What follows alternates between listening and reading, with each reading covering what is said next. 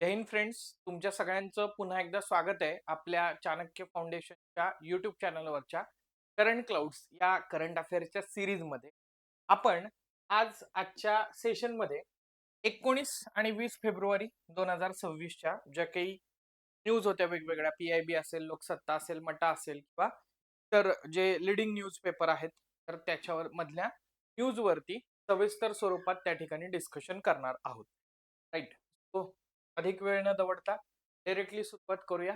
बघा, मागच्या वेळी आपण बघितलेलं होतं की प्रशासकीय महिला अधिकाऱ्यांचं संमेलन जे आहे, तर ते आयोजित दिल्लीमध्ये वगैरे करण्यात येणार. आता तुम्हाला टायटलची न्यूज दिसते की प्रशासकीय अधिकाऱ्यांचं साहित्य संमेलन. पण हे आपल्याला असं लक्षात येईल की महाराष्ट्र स्पेसिफिक त्या ठिकाणी आहे. बघा, पुणे महानगरपालिका, यशदा आणि संवाद पुणे यांच्या वतीनं हे दुसऱ्या क्रमांकाचं प्रशासकीय अधिकारी मराठी साहित्य संमेलन 21 आणि 22 फेब्रुवारी या कालावधीत बालगंधर्व रंगमंदिर या ठिकाणी आयोजित करण्यात आलेला आहे. तेलंगणाचे अतिरिक्त पोलीस महासंचालक महेश भागवत सर आहेत. तर ते महेश भागवत सर हे या प्रशासकीय अधिकारी मराठी साहित्य संमेलनाच्या अध्यक्षपदी त्या ठिकाणी आहे. राईट. तो आपल्याला असं लक्षात येईल की एखाद्या प्रशासकीय अधिकाऱ्यामध्ये पण एखादा कवी दडलेला आहे, एखादा साहित्यिक त्या ठिकाणी दडलेला आहे. मध्यंतरी आपण मारुती चितमपल्ली यांचं निधन झाल्यानंतर त्यांच्या अनेक पुस्तकं त्या ठिकाणी बघितली. मारुती चितमपल्लींचा जर आपण विचार केला तर ते पण प्रशासकीय अधिकारी होते आणि त्याच्यानंतर एवढ्या मोठ्या प्रमाणात त्यांनी साहित्य त्या ठिकाणी लिहिलेलं होतं. त्यावरती आपल्याला परीक्षेमध्ये प्रश्न पण विचारण्यात आलेला होता बघा. राईट. तो 21 फेब्रुवारीला महापौर मंजुषा नागपुरे आणि उपमहापौर परशुराम वाडेकर यांच्या उपस्थितीमध्ये या साहित्य संमेलनाचं उद्घाटन जे आहे तर ते झालंय. त्याचबरोबर या साहित्य संमेलनाचे स्वागत अध्यक्ष जे आहेत तर ते पुणे महानगरपालिकेचे आयुक्त नवल किशोर राम हे स्वागत अध्यक्ष आहेत. त्याचबरोबर यशदाचे महासंचालक निरंजन कुमार सुधांशु हे संमेलनाचे मुख्य संयोजक आहेत. आता तुम्ही रिसेंटली न्यूज ऐकली असेल यशदाच्या बाबतीत. आता तुम्ही म्हणाल इथं प्रिंटिंग मिस्टेक वगैरे आहेत का, तर यशदाचे संचालक म्हणून त्या ठिकाणी IAS सुहास दिवसे सर यांची नियुक्ती नुकतीच करण्यात आलेली आहे. राईट. ही त्याच्या आधीची न्यूज असल्यामुळे तुम्हाला इथं महासंचालक निरंजन कुमार सुधांशु हे दिसेल आणि विभागीय आयुक्त चंद्रकांत कुंडवार हे सहसंयोजक त्या ठिकाणी आहेत. राईट. तो एकंदरीतच हे दुसरं प्रशासकीय अधिकारी मराठी साहित्य संमेलन हे पुण्यामध्ये त्या ठिकाणी पार पडतं. त्याच्यानंतर बघा, सह्याद्री व्याघ्र क्षेत्र आणि लास्ट वाइल्डरनेस यांच्यामध्ये सामंजस्य करार. आता हा कशासाठी आहे? मानव आणि सह अस्तित्व बळकट करण्यासाठी. बऱ्याचदा आपल्याला असं लक्षात येते की मानव वन्यजीव संघर्ष त्या ठिकाणी होतोय आणि या मानव वन्यजीव संघर्षामुळं मोठ्या प्रमाणामध्ये जैवविविधतेचं नुकसान होतंय आणि खास करून ज्या ठिकाणी व्याघ्र प्रकल्प आहेत तर तिथं फ्रिक्वेंटली या गोष्टी आपल्याला होताना दिसतात. तर या गोष्टी जर का आपल्याला टाळायच्या असतील तर काय करता येईल? तर त्याच्यासाठी मध्यंतरी आपण एक केस स्टडी पण बघितलेली होती की याच्यात बऱ्याचदा AI चा वापर बऱ्याच ठिकाणी केला जाताना दिसतोय. बिबट्याचे अलर्ट किंवा वेगवेगळ्या प्रजातींचे अलर्ट जे आहेत तर ते त्या ठिकाणी जात आहेत. तो इकडं आता सह्याद्री व्याघ्र राखीव क्षेत्र जे आहे तर त्या परिसरामध्ये समुदाय आधारित संवर्धन आणि मानव वन्यजीव सहअस्तित्व बळकट करण्याच्या दृष्टिकोनातून लास्ट वाइल्डरनेस फाउंडेशन आणि सह्याद्री व्याघ्र राखीव क्षेत्र यांच्यामध्ये कराड या ठिकाणी सामंजस्य करार त्या ठिकाणी झालेला आहे. राईट. 1 एप्रिल 2026 ते 31 मार्च 2031 या कालावधीसाठी हा करार वैध त्या ठिकाणी राहणार आहे. म्हणजे जवळपास 5 वर्षाचा हा सामंजस्य करार या लास्ट वाइल्डरनेस फाउंडेशनचा कोणाबरोबर झालेला आहे? सह्याद्री व्याघ्र प्रकल्पाबद्दल. आता जे डिस्क्रिप्टिव्हची प्रिपरेशन करतायत, लक्षात ठेवा रोल ऑफ NGOज किंवा रोल ऑफ सिव्हिल सोसायटी, तर ते पण उदाहरण इथं घेऊ शकता. त्याचबरोबर एक कन्सेप्ट आहे तर ती म्हणजे community participation in wild life conservation. Community participation किंवा स्थानिक जे समुदाय आहेत तर त्यांचा सहभाग हा महत्वपूर्ण ठरतो अशा प्रकारच्या व्याघ्र किंवा कुठलंही संरक्षित वनक्षेत्र असेल तर त्याच्यामध्ये. तर त्याचा पण रेफरन्स आपण या ठिकाणी घेऊ शकतो. राईट. सह्याद्री व्याघ्र राखीव क्षेत्राची व्याप्ती ज्या ठिकाणी आपल्याला असं लक्षात येईल की त्या ठिकाणी जागतिक वारसा स्थळ आपलं वेस्टर्न घाट, तर त्याचा पण पार्ट मोठ्या प्रमाणात येतो. तर त्याच दृष्टिकोनातून आपल्याला असं लक्षात येईल की वाईल्ड लाईफ प्रोटेक्शन बद्दल जनजागृती करणं, तिथल्या लोकल कम्युनिटीचं कपॅसिटी बिल्डिंग त्या ठिकाणी करणं आणि त्याच्या माध्यमातून मानव वन्यजीव संघर्ष टाळण्यासाठी किंवा ते कमी करण्यासाठी स्थानिक पातळीवरती सहकार्य करणं, यासाठी हा करार त्या ठिकाणी करण्यात आलेला दिसतो. राईट. तो वेगवेगळ्या प्रकारे जनजागृती मोहिमा वगैरे याच्यात असतील. राईट. पुढची न्यूज आहे ती म्हणजे एज्युकेशन संबंधी आहे. राज्यातल्या 429 शाळांना अ श्रेणी मिळालेली आहे. राईट. तो हे सर्वेक्षण किंवा हा अहवाल कुणी प्रकाशित केलेला आहे, तर राज्य शैक्षणिक संशोधन आणि प्रशिक्षण परिषदेमार्फत 2025-26 मध्ये राज्यातील शाळांच्या मूल्यांकनाची प्रक्रिया राबवण्यात आली. म्हणजे ही प्रक्रिया कोण राबवते? SCERT त्या ठिकाणी राबवते. राईट. आणि याच्यामध्ये 429 शाळांनी अ ही सर्वोच्च श्रेणी प्राप्त केलेली आहे. अ श्रेणी मिळवलेल्या सर्वात जास्त म्हणजेच 79 शाळा ज्या आहेत तर त्या पुणे जिल्ह्यातल्या आहेत. त्याच्यानंतर त्याच्या खालोखाल मुंबईमधल्या 46 आहेत, त्यानंतर Sangli 26, Kolhapur 20, Nagpur 19 and so on. मग आपल्याला पुढं त्या ठिकाणी दिसेल म्हणजे सोलापूरमध्ये 18 शाळा आहेत अ श्रेणी मिळवलेल्या, साताऱ्यामध्ये 17 आहेत, धाराशिव आणि छत्रपती संभाजीनगरमध्ये प्रत्येकी 16 शाळा आहेत. मग जालना 11, बीड 12, लातूर 7 आणि नांदेड जिल्ह्यातल्या 2 शाळा या अ श्रेणी प्राप्त आहेत as per SCERT survey. Right. आपल्या दृष्टिकोनातून काय महत्वाचं, सर्वाधिक अ श्रेणी प्राप्त शाळा कुठल्या जिल्ह्यात आहे असा प्रश्न इथं विचारला त्या ठिकाणी जाऊ शकतो. नेक्स्ट, एक दिवसात 15 महसूल सेवा.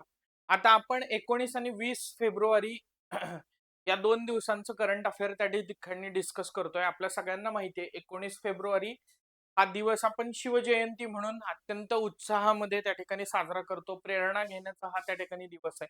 आणि याच दिवसाचं औचित्य साधून शिवजयंतीच्या पार्श्वभूमीवरती महसूल मंत्र्यांनी एक घोषणा केलेली आहे की छत्रपती शिवाजी महाराज महाराजस्व अभियान या अंतर्गत राबवलं जात आहे.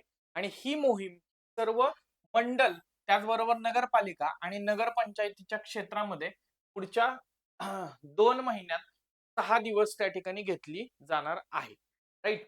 मग याच्यामध्ये आपल्याला असं लक्षात येईल की राज्य स्तरावरचं हे अभियान असेल आणि यामध्ये जिल्हाधिकाऱ्यांच्या सर्व अध्यक्षतेखालील समित्या स्थापन करण्यात त्या ठिकाणी बेसिकली आलेल्या आहेत. आणि महसूल मंत्र्यांच्या अध्यक्षतेखाली महसूल राज्यमंत्र्यांसह विधान परिषदेचे 6 आमदार या राज्यस्तरीय राबवण्यात येणाऱ्या अभियानाचे त्या ठिकाणी सदस्य आहेत. मग या अभियानामध्ये आपण जर का विचार केला तर वेगवेगळ्या महसूल विभागाअंतर्गत ज्या 15 पेक्षा जास्त सेवा आहेत तर त्या थेट शिबिर स्थळी देण्याचं उद्दिष्ट आहे. म्हणजे बऱ्याचदा आपण असंच government at your door steps त्याच्यावरती पण प्रश्न येऊन गेलेला आहे. शासन आपल्या दारी नावाचा उपक्रम जो राबवला जातो तर त्याच पद्धतीनं जनता दरबार भरवून किंवा एकाच तळावरती या वेगवेगळ्या सुविधा देऊन महसूलशी संबंधित जे काही मुद्दे आहेत किंवा जे काही प्रलंबित गोष्टी आहेत किंवा ज्याच्यासाठी बऱ्याचदा वेगवेगळ्या ऑफिसेसमध्ये जावं लागतं तर ते एकाच ठिकाणी दिलं जाणार आहे. म्हणजे फॉर एक्झाम्पल काय, प्रलंबित वेगवेगळे फेरफार असतील, 7/12 असेल किंवा त्या 7/12 चौताऱ्यामध्ये चुका असतील तर त्याची दुरुस्ती असेल, डिजिटल स्वाक्षरीचे 7/12 उतारे असतील, 8चे उतारे असतील, म्हणजे हे आणि अशा अनेक महसूलशी संबंधित वेगवेगळ्या ज्या सेवा आहेत तर त्या सेवा आणि इक्वली आपल्याला असं लक्षात येईल की एनएची अट आता महाराष्ट्र शासनानं रद्द केलेली आहे.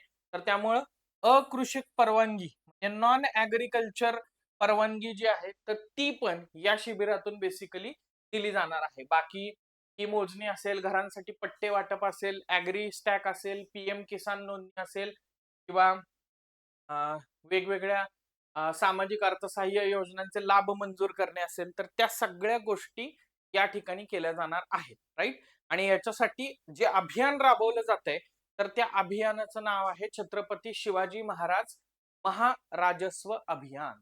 तर लक्षात घ्या, महसूल विभागाशी संबंधित हे अभियान आहे. त्याच्यानंतर बघा, ITIच्या विद्यार्थ्यांना आपत्ती व्यवस्थापनाचे धडे. आता जे डिस्क्रिप्टिव्हची प्रिपरेशन करतायत तर त्यांनी इथं एक गोष्ट लिंक करू शकता, ती म्हणजे आपत्ती व्यवस्थापनामध्ये करंट कॉन्टेक्स्ट मध्ये काहीतरी इथं ऍड करू शकता. तो राज्यातले जे ITIज आहेत, इंडस्ट्रियल ट्रेनिंग इन्स्टिट्यूट, तर त्याच्यामध्ये जे विद्यार्थी वेगवेगळ्या ट्रेडचं शिक्षण घेत आहेत, तर अशा जवळपास 2 लाख विद्यार्थ्यांना टप्प्याटप्प्यानं आपत्ती व्यवस्थापनाचं प्रशिक्षण देण्यात येणार आहे.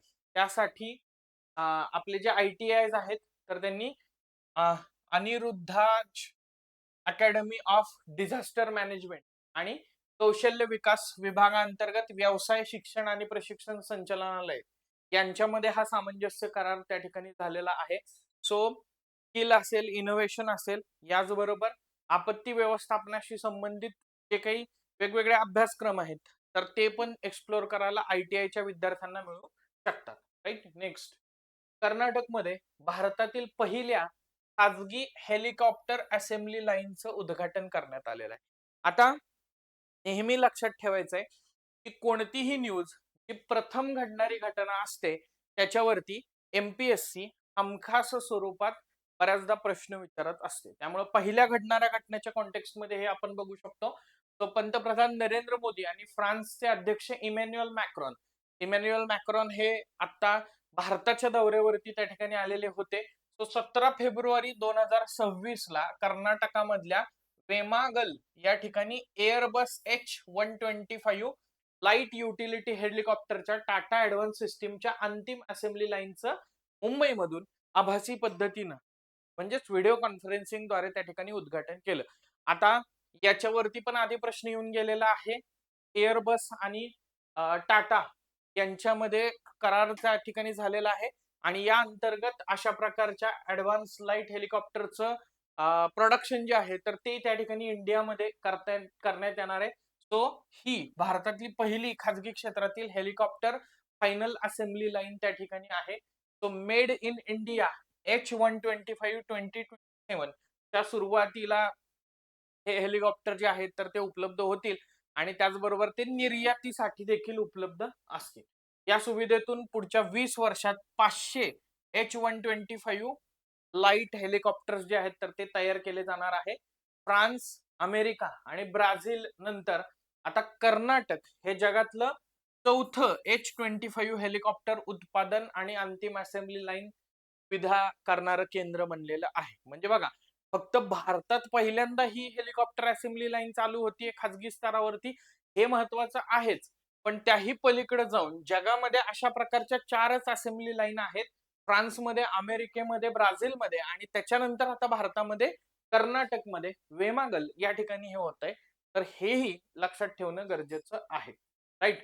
टाटा ऍडव्हान्स सिस्टीम लिमिटेड म्हणजेच TASL आणि एअरबस यांच्यामध्ये हा सामंजस्य करार झालेला आहे. ह्याचा उल्लेख मी मगाशीच केला, तर त्यालाच पुढं घेऊन हे जाताना दिसत आहेत. राईट. सो आत्मनिर्भर भारत अंतर्गत पण ह्याचा विचार आपण करू शकतो. तो H125 कार्यक्रमाचा जर आपण विचार केला तर 1000 कोटींपेक्षा जास्त गुंतवणूक याच्यामध्ये अपेक्षित त्या ठिकाणी आहे. तो माउंट एव्हरेस्टच्या शिखरावरती उतरलेलं एकमेव हेलिकॉप्टर कुठलं जर असेल तर ते H125 हेलिकॉप्टर आहे आणि त्यामुळं अशा प्रकारच्या दुर्गम भागामध्ये किंवा हायएस्ट अल्टिट्यूडला आपण असं म्हणूयात की कॅपॅबिलिटी या H125 हेलिकॉप्टरची आहे. त्याचबरोबर जगातील सर्वात आव्हानात्मक, उंच, त्याचबरोबर उष्ण वातावरणात कार्यरत असलेल्या भारतीय सैन्यासाठी हे महत्वाचं ठरू शकतं. याचिन ग्लेशियरचा उल्लेख या ठिकाणी बऱ्याचदा येतो. याचिन ग्लेशियर ही वर्ल्ड हायेस्ट मिलिटरी पोस्ट त्या ठिकाणी आहे. तर अशा वर्ल्ड हायेस्ट मिलिटरी पोस्ट वरती पण हे हेलिकॉप्टर जे आहे तर ते कार्यरत त्या ठिकाणी राहू शकतं आणि त्याच्या दृष्टिकोनातून ते म्हणजे आपल्या सैन्याची कॅपॅबिलिटीच्या दृष्टिकोनातून महत्वाचं आहे आणि त्याची फायनल असेंब्ली लाईन इथं चालू होताना दिसते. त्याच्यानंतर पुढची जी न्यूज आहे तर ती अगेन आपल्याला असं लक्षात येईल की संरक्षण आणि सुरक्षा रिलेटेडच आहे. भारतात हॅमर शस्त्र प्रणालीसाठी BEL सॅफरन जेवीला त्या ठिकाणी मान्यता. राईट. जेवी म्हणजे जॉईंट व्हेंचर म्हणजे संयुक्त अशा स्वरूपाचा उपक्रम. तो भारत इलेक्ट्रॉनिक्स लिमिटेडनं 16 फेब्रुवारी 2026 ला हॅमर शस्त्र प्रणाली प्रकल्पासाठी फ्रान्सच्या सॅफ्रान इलेक्ट्रॉनिक्स आणि संरक्षण कंपनी सोबत जॉईंट व्हेंचर म्हणजे संयुक्त उपक्रम करारावरती स्वाक्षरी केली. त्यामध्ये त्यांची पार्टनरशिप जी असेल तर ती 50-50 इक्विटी मध्ये असेल. म्हणजे 50% त्याचे योगदान आपल्या बीईएलचं असेल आणि 50% योगदान जे आहे तर ते फ्रान्सच्या सफ्रान इलेक्ट्रॉनिक्सचं असेल.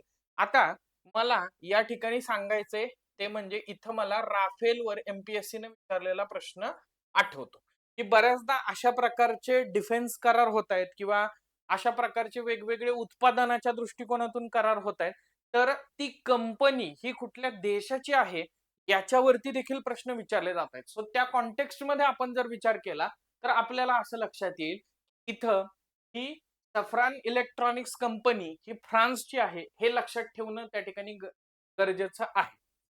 राईट. सो या करारानुसार कंपनी कायदा 2013 अंतर्गत हे जॉईंट व्हेंचर बीईएल आणि सफ्रान इलेक्ट्रॉनिक्स स्थापन करेल आणि त्याचं व्यवसाय नोंदणीकृत कार्यालय किंवा व्यवसायाचं मुख्य ठिकाण हे पुणे किंवा परस्पर मान्य असलेलं इतर कोणत्याही ठिकाणी असेल. आता तरी त्यांनी सांगितलेलं आहे हॅमर आधीच फ्रेंच राफेल मध्ये एकत्रित केलेले म्हणजे इंटिग्रेट त्या ठिकाणी केलेलं आहे आणि तेजस मध्ये देखील इंटिग्रेट त्या ठिकाणी केलेलं आहे. राईट. आता हॅमरचा जर का विचार केला आपण तर ऑपरेशन सिंदूर दरम्यान भारतीय हवाई दलाने हॅमर प्रिसिजन गाइडेड मिसाइल्स जी आहेत तर ती वापरलेली होती. तो त्या दृष्टिकोनातून हे महत्वाचं आहे. बघा सातत्यानं आपण बघतोय 26 जानेवारीच्या अनुषंगानं पण आपण बघतोय की टेक्नॉलॉजिकल वॉरफेअर किंवा इंडिया टेक्नॉलॉजिकली वॉरफेअर मध्ये साऊंड असला पाहिजे ही गरज आता प्रकर्षानं त्या ठिकाणी जाणवताना दिसतीये. राईट. तो हॅमरचा जर का विचार केला ना तर फ्रेंच कंपनी सॅफ्रान इलेक्ट्रॉनिक्स आणि डिफेन्सनं विकसित केलेलं अचूक मार्गदर्शित हवेतून जमिनीवर मारा करणारं शस्त्र त्या ठिकाणी आहे. म्हणजे एअर टू सरफेस अशा स्वरूपाचं प्रिसिजन मिसाईल त्या ठिकाणी आहे. स्ट्राईक रेंज त्याची 70 किलोमीटर पर्यंत आहे. त्यामुळे शत्रूच्या हवाई संरक्षण क्षेत्राबाहेरून हल्ला करणं शक्य होतं. म्हणजे जेव्हा आपण म्हणतो ना आपण एलओसी क्रॉस न करता शत्रूची जे तळ आहेत किंवा दहशतवाद्यांचे तळ जे आहेत तर ते उद्ध्वस्त केले तर ते कसं पॉसिबल होऊ शकतं तर अशा प्रकारे आपली एक एअर टू सरफेस मिसाईल जे 70 किलोमीटर पर्यंत रेंज ठेवते. सो आरामात आपण एलओसी क्रॉस न करता तिथून लक्ष जे आहे तर त्या ठिकाणी करू शकतो. Right. Highly agile modular munition extended range संक्षिप्त रूप म्हणजे हॅमरचा फुल फॉर्म जो आहे highly agile modular munition extended range असा त्या ठिकाणी होतो. अधिकृत नाव French armament air sol modular AASM अशा स्वरूपाचं त्या ठिकाणी आहे. राईट. सो पारंपरिक बॉम्ब किंवा क्रूज क्षेपणास्त्रांमधलं अंतर भरून काढण्यासाठी डिझाईन केलेलं हवेतून जमिनीवर मारा करणारं अशा स्वरूपाचं हे क्षेपणास्त्र आहे. स्टँड ऑफ शस्त्र त्या ठिकाणी आहे. म्हणजे जरी अनेकदा क्षेपणास्त्र म्हटलं जात असलं तरी हॅमर ही प्रत्यक्षात गाइडेड बॉम्ब प्रणाली त्या ठिकाणी गाइडेड बॉम्ब सिस्टम आहे. तो हे लक्षात ठेवण्याचा प्रयत्न करा. राईट. तेच इथे एक्सप्लेन केले. 125 ते 1000 किलो वजनाचे बॉम्ब याच्यामध्ये वॉरहेड मध्ये बसवता येऊ शकतात. राईट. तो असं काही गोष्टी याच्या बाबतीत आहे. तो बघा या काही गोष्टी होत्या ज्या 19 आणि 20 फेब्रुवारी 2026 या न्यूजपेपर मध्ये महत्वाच्या होत्या. आपण डे बाय डे अशा प्रकारे महत्वाच्या गोष्टींवरती फोकस करण्याचा प्रयत्न करतोय. राईट. आणि त्याच्या माध्यमातून अप्रोच बेस्ड करंट अफेअरचं ट्रॅकिंग म्हणून तुम्हाला लक्षात येईल बघा की मी प्रत्येक ठिकाणी हा रेफरन्स देण्याचा प्रयत्न करतोय की हा प्रश्न कधी रिफ्लेक्ट झालेला होता किंवा कधी आलेला होता. तो अशाच प्रकारच्या न्यूजचं अनालिसिस करत राहूयात, अप्रोच बेस्ड ट्रॅकिंग करत राहूयात. भेटूयात पुढच्या आपल्या सेशनमध्ये आपल्या चाणक्य फाउंडेशनच्या या ऑनलाईन प्लॅटफॉर्मवरती. तोपर्यंत धन्यवाद. जय हिंद आणि बाय बाय.